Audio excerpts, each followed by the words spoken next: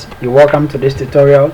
So in this, we want to learn how to manipulate the data we receive from the user. So we already know how to receive data from the user. If not, you can check the previous tutorial on how to receive input from the user, but this might also hook up with you. So that is it. We're learning how to manipulate the data we receive, and so far we've known the bool variable, but not really manipulated it. So we will understand how to receive from the user and try to find whether the value is true or false, so we get a clearer view of what the bool value also actually does. Okay, so let's give a start. So we first want to ask the user to make entries. All right, so we have first user number. So we want the user to make a first entry, a second entry, and give us the final answer to that entry. So it's equal to int. We want to receive integer values. So input, enter your first number. Alright. Oh no. Alright. So second user number, alright. And int. So the int will convert it to an integer. Enter your second number. Okay, so after receiving the number, I want to say user answer. Okay, equals. We want to tell the user to kind of predict the answer to the addition of the numbers he entered. So int input. Now we are converting it to an integer just because we will be adding the value, so it needs to be an integer, and we will need this value for comparison, so it also needs to be an integer. Okay, so inside enter the addition of your two values.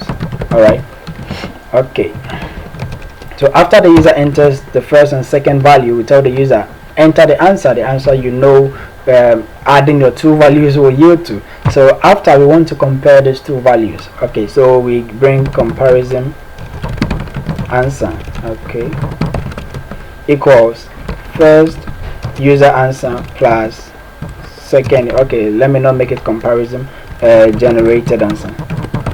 Okay, so this is what we will generate behind the scene to know the addition of the first user number and the second user number. So we are generating this one behind the scene. Then after, we compare it to what the user will enter for us.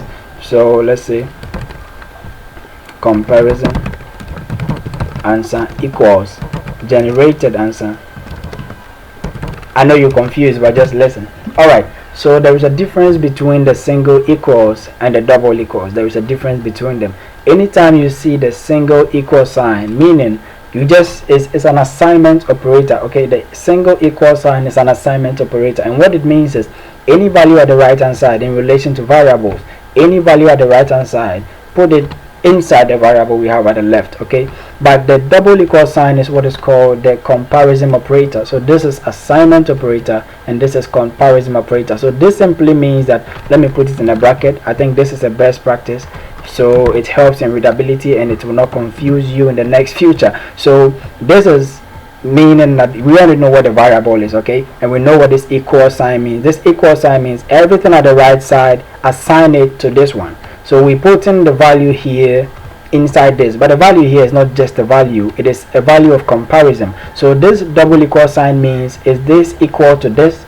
So this means that put all this value inside the comparison answer. But the double equal sign means that, is this equal to this? Is the generated answer equal to the user answer? So there's a comparison operator comparing the generated answer by the computer to the user given answer. Okay, so this is simply comparison, and we are going to get an outcome of a bool, either true or false. So you're going to have a good idea of how a bool works. So this will give us a bool answer that, oh, the user's answer is equal to your generated answer, or the user's answer is not equal to the generated answer. So this is just what we will be knowing within the tutorial among these two. Okay, so let's give a start to it. Then after, we print it.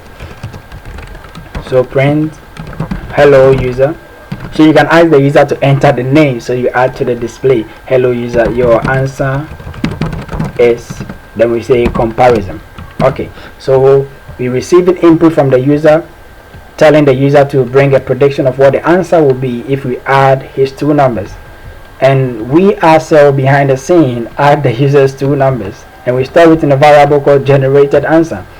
Now we add, or we compare the generated answer to the answer the user gave, and we store it in what? Comparison answer. Then we display to the user, hello user, your answer is So the comparison answer will be either a true or a false, just because of this thing, because of this comparison operator. Okay, so let's run and see. So enter your first value, we have 23. Enter second value, 23. I'm just being biased right now, so enter the addition of your two values. I know it is 46. All right, so enter. Hello user, your answer is true. But if we should give the user a tough question, 23 and all displaying the numbers, so enter the addition. I don't know, so it's kind of this. So hello user, your answer is false. So this is basically how to deal with there is too much, there is enough space, that's why I close this. So this is something we need to understand on the comparison operator. So any value I give, if I give the right answer, then it becomes, this is 28, so I'm true. So that is how it works. So this is how to manipulate the data you receive from the user, and more importantly, it has given us an idea of how a bool value works. That the bool value is more of comparison, either it is true or either it is false. Then we store it in the comparison answer, then we do a display to the user, either you are right or either you are wrong. So this is how far we have come with receiving input from the user. So thanks for watching. Make sure you subscribe and ring that bell so you get all updates of my course, and thank you for viewing. Watch out for the next tutorial.